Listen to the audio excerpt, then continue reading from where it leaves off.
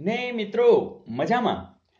મિત્રો આપણે 10મા ધોરણની અંદર યામ ભૂમિતિની અંદર રહેલા પ્રશ્નોમાં નજર કરીએ છીએ જે અગાઉ પૂછાયેલા છે અને આ જ પ્રકારના વારંવાર પૂછાય છે. એટલે કે આપણે પૂરેપૂરા માર્ક્સ મેળવવા માટે બહુ જ મહત્વના આ બધા સમ છે અને અન્ય પરીક્ષાઓમાં પણ વારંવાર આ પૂછાય છે.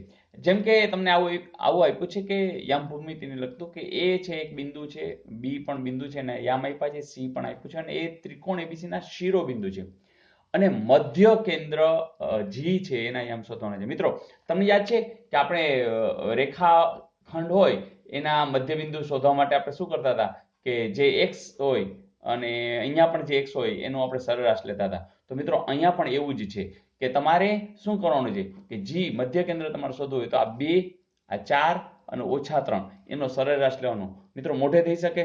ચાલો ટ્રાય કરી. 2 ને 4 6, 6 વત્તા -3 એટલે કે 6 - 3 એટલે કેટલા આવ્યા? 3. હવે 3 છે ને એટલે 3 વડે ભાગો, બરાબર ને? 1 2 ને 3 છે એટલે 3 વડે ભાગવાનું. ઓમ આપણે અહીંયા આપણે 2 વડે ભાગતા હતા. તો જોજો તો મોઢે જ આવડી ગયું 1. મિત્રો આમ જોઈએ ને તો તમને જો તરત ખબર પડે કે આ તો આવશે જ નહીં, આ તો આવશે જ નહીં, બરાબર? કારણ કે 1 અહીંયા જ છે ને અહીંયા છે. બીજું -2 વત્તા 3 એટલે +1 11 12 12 ભાગ્યા 3 4. જોજો 1 4 ક્યાંય છે? તમે કહેશો હા સર. તો મધ્ય કેન્દ્રનું પણ વારંવાર પૂછાય છે. સાવ સિમ્પલ હે ને કે તમારે જે સંખ્યાઓ અહીંયા આપી છે એના સરેરાશ લઈ લેવાનો. એટલે કે અહીં 3 સંખ્યાઓ મળે છે એટલે 3 વડે ભાગી નાખવાનું. એ જ રીતે વાયના પણ આપણે ત્રણેયનો સરવાળો કરી અને 3 વડે ભાગી નાખવાનું. તો મધ્ય કેન્દ્રનું પૂછે આવડી જશે. Is it okay? વારંવાર પૂછાય છે. જોઈએ નેક્સ્ટ.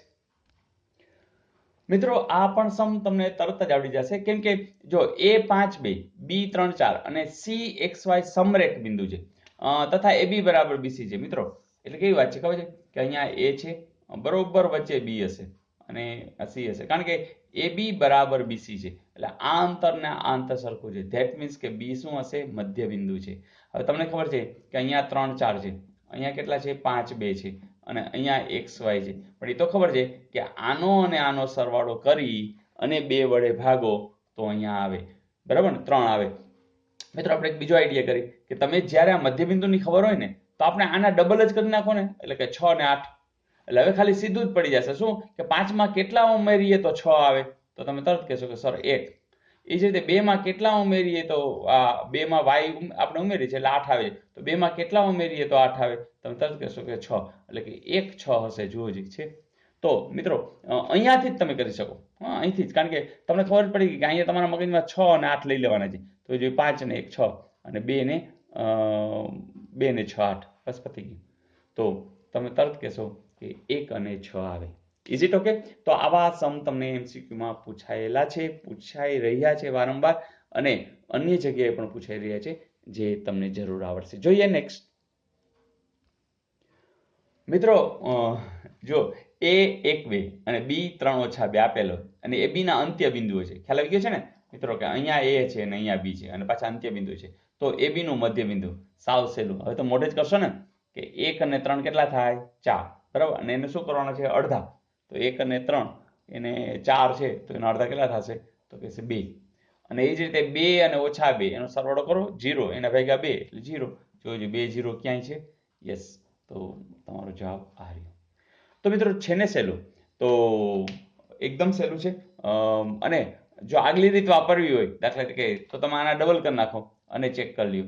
અહીંયા 4, અહીંયા 0, અહીંયા 0 0, અહીંયા -2 0, બરાબર? તો સરવાળો કરો 1 ને 3 4 ક્યાં થઈ રહ્યા છે? બરાબર? તો એક અહીંયા થઈ રહ્યા છે અહીંયા અને 2 - 2 0 ક્યાં થઈ રહ્યા છે? અહીંયા. તો બંને રીત સરસ છે. તમને જે ફાવે કે સરવાળો કરી અને જે આપણે જાણીએ છીએ 2 વડે ભાગો અથવા તો જે જવાબ છે ને ડબલ અહીં વિચારી લ્યો કારણ કે મધ્યબિંદુની વાત છે. તો આ રીતે પણ થઈ શકે છે. પણ મિત્રો મને આનંદ છે કે તમે લોકો બધા ઉત્સાહથી કામ કરી રહ્યા છો અને વિડીયોની પણ એટલી જ રાહ જોઈ રહ્યા છો અને વિડીયોને માણી રહ્યા છો. તો આ ખૂબ આનંદની વાત છે. એનો અર્થ કે તમને જ્ઞાન મેળવવું હવે ખૂબ ગમી રહ્યું છે. તો હોમવર્ક આપી દઉં? ઓકે.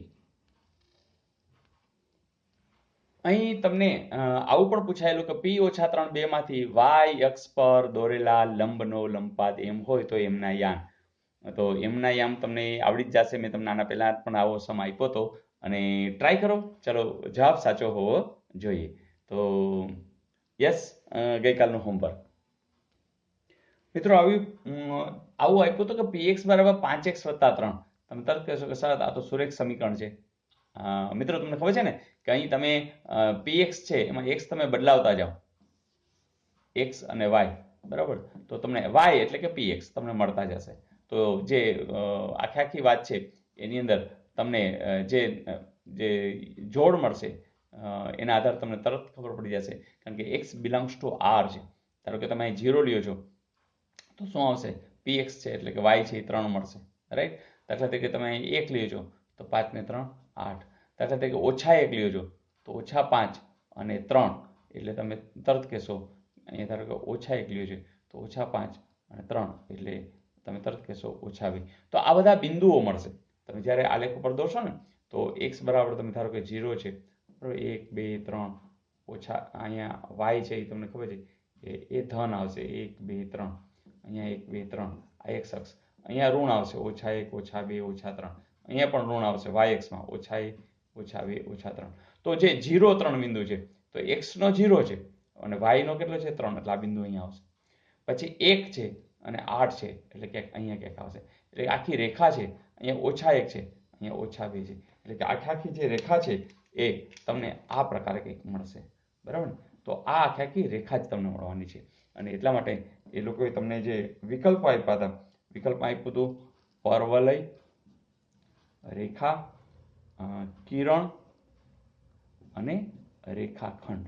તો તમે શ્યોર છો કે આમાં આપણને શું મળવાનું છે? રેખા જ મળવાનું છે.